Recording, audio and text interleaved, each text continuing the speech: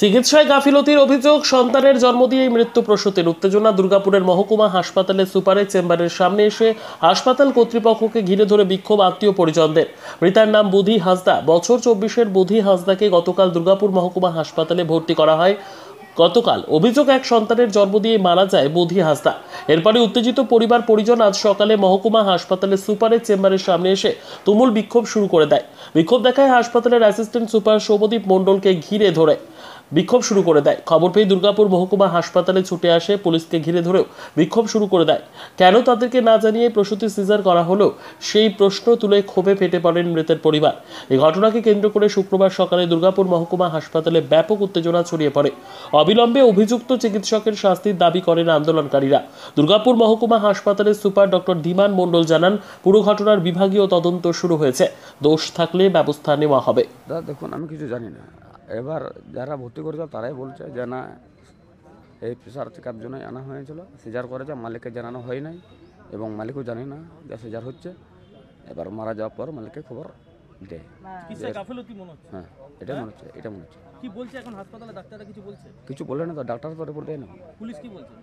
Police কিন্তু বলতে চায় না, বলছে ডাক্তার আসুক, ফয়সলা হবে। আমাদের হচ্ছে মীমাংসা করবো, ফয়সলা করে যাবো। ডাক্তার আসুক, উনির সঙ্গে কথা বলবো, তারপর যাবো। তোমরা চিকিৎসককে চাইছো? হ্যাঁ, শাস্তি চাইছো তো? শাস্তি চাই। কি নাম? ডাক্তার সুনীল মার্ডি। হ্যাঁ, সুনীল মার্ডি। হাই প্রেশার ছিল তো, নিয়ে আমাকে ওই সেন্টারের দিদিটা বললো যে ভর্তি করে না, তাহলে প্রেশারটা কমে যাবে। আমি নিয়ে এলাম, ভর্তি করলাম। নিয়ে পর ভর্তি করার পর আমি তো পেছনে ছিলাম, নিয়ে দিদি ছিল আমার ওর সঙ্গে, আর একটা দিদি ছিল সেন্টারে। নিয়ে ওরা ভর্তি করলো, ভর্তি নিল, বলছে সিরিয়াস আছে এরকম। আমরা তো জানি না যে অপারেশন করবে। এরপরে ওষুধ লিখে দিল। আমরা দিদি এলো আমার কাছে, বললো ওষুধ লিখে দিয়েছি, তাহলে নিয়ে এসো। ওষুধ কিনতে গেলাম ওই দোকানে। নিয়ে পরে আমার ফোন করলো যে চলে এসো, নাম ডাকছে। দিদিকে পাঠিয়ে দিলাম ওষুধ নিয়ে। ওরাও জানতে পারলাম যে অপারেশন করবে। মারা গেছে। নিয়ে অপারেশন হয়ে গেছে। অপারেশন করে মানে 4টার সময় বার করেছে, পেটে নিয়ে গিয়ে পর আবার এসি রুমে নিয়ে এসছে, ওইখানে মারা গেছে। কি মনে হয় চিকিৎসা গাফিলতি হয়েছে? তা হতে পারে, হয়তো চিকিৎসায় কোনো গন্ডগোল। কি চাইছো এখন তোমরা? কি চাইবো এখন? থানায় কমপ্লেন করেছো? কি নাম তোমার? কি নাম তোমার? আমার নাম বুধি হাঁসদা। বইয়ের নাম? বইয়ের নাম রশ্মি হাঁসদা। কোথায় ভর্তি করেছিল? বিধাননগর হসপিটালে। হ্যাঁ, বিধাননগর। কি করে তোমরা দাবি করছো? মানে কালকে কবে ভর্তি করেছিল তোমরা? কালকে সেটা টাইমটা বলতে পারবো না। হ্যাঁ, টাইমটা বলতে পারবো না। নিয়ে এসে কি বললো, কিসের জন্য ভর্তি হয়েছে? প্রেশার চেক করে নিয়ে তারপরে নিয়ে পরে সিজার করে দিয়েছে। মারা গেছে? হ্যাঁ, বাচ্চাও থেকে? হ্যাঁ, বাচ্চাটা এখনো জিয়ন্ত আছে, মানে বেঁচে আছে বাচ্চাটা। মা মারা গেছে? হ্যাঁ, ওর মা ওটা মারা গেছে। কি মনে হয় চিকিৎসা গাফিলতি? হ্যাঁ, হ্যাঁ, হ্যাঁ। কবে ভর্তি করেছিল? কালকে। কি নিয়ে ভর্তি করেছিল? কি অসুবিধা হচ্ছে? কালকে অসুবিধা প্রেশারের জন্য, হাই প্রেশার ছিল। দিয়ে ওরা এসে এইখানে এনে সিজার করে দিয়েছিল। এর আগে ওটা একটা ছিল আছে। তোমরা জানতে না সিজার? না, জানানো হয় না। কখন মারা গেল? মারা গিয়েছে, তারপর জানাচ্ছে আমাদেরকে। কখন মারা গেছে সেটাও জানেন না। কি বলছে এখন হাসপাতালে?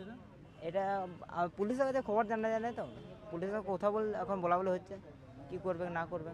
কি নাম? কার? তোমার? আমি কার্তিক কিসকু।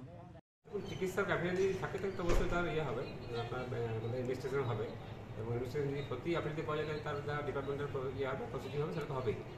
তা আমি যেটা শুনেছি যে বুদ্ধি হাঁসদা যে মাটা আমাদের এখানে মারা গেছে, তো ওনার আগের থেকে একটা হাইপারটেনশন ছিল এবং তার ছেলে চিকিৎসা চলছিল আমাদের হসপিটালে আউটডোর বেসিসে। তারপর কালকে রাত্রে সিভিয়ার হাইপারটেনশন নিয়ে আমাদের ভর্তি হয়েছিল, এবং সিভিয়ার হাইপারটেনশন ওই এন্ড স্টেজ অফ লেবার। তা আলটিমেটলি ওটা মোস্ট প্রবলি প্রবলেম হয়েছিল, বোধহয় অবস্ট্রাকটেড লেবারটা যদি ছিল, হয়নি, আলটিমেটলি সেটা সিজার করতে হয়েছিল। তা সিজার করার পরে ওই হাইপারটেনশন জড়িত যে রোগ, সেইটার জন্য উনি হয়তো শকে ফেলে গেছিলো। তারপর আমরা সিসিউতে আমরা ভেন্টিলেশনের ব্যবস্থা করেছিলাম। আলটিমেটলি আমরা মাটাকে বাজাতে পারলাম না। আত্মীয় স্বজন বিক্ষোভ দেখাচ্ছে। যেমন আপনি আত্মীয় স্বজন বিক্ষোভ তো দেখাবেই, শেষে আমরাও তো ওই সঙ্গে আমরা একই সমবেতী। গাফিলতির অভিযোগ তুলছে যে সিজার করা হয়েছে জোর করে, আমাদেরকে কাউকে জানানো হয়নি পরিবারকে। সেরকম টাইপের তো সবসময় জানানো হবেই, জানানো তো অবশ্যই হয়ে যায় না। ফোন করেছিলাম, হয়তো ফোন ধরেনি বা আমাদের এ ধরনের তো নেই যে বাড়িতে গিয়ে দেখা বলা হবে। আমরা খোঁজও করেছিলাম, তা জানানো অবশ্যই হয়েছে, হয়তো প্রপারলি কাউকে ছিল তাকে হয়তো জানানো হয়নি। তা যদি পেশেন্টের লাগে সেই মুহূর্তে, তাহলে অবশ্যই আমরা করতেই হয় আমাদেরকে, যে পেশেন্ট পার্টি না থাকলে পরেও আমাদের পেশেন্টের স্বার্থে সিজার করতে বাধ্য হই আমরা। কবে ভর্তি হয়েছিল স্যার? পেশেন্টটা ভর্তি হয়েছিল বোধ হয় কালকেই সকালবেলা। বাচ্চাটা সুস্থ আছে? বাচ্চা সুস্থ আছে।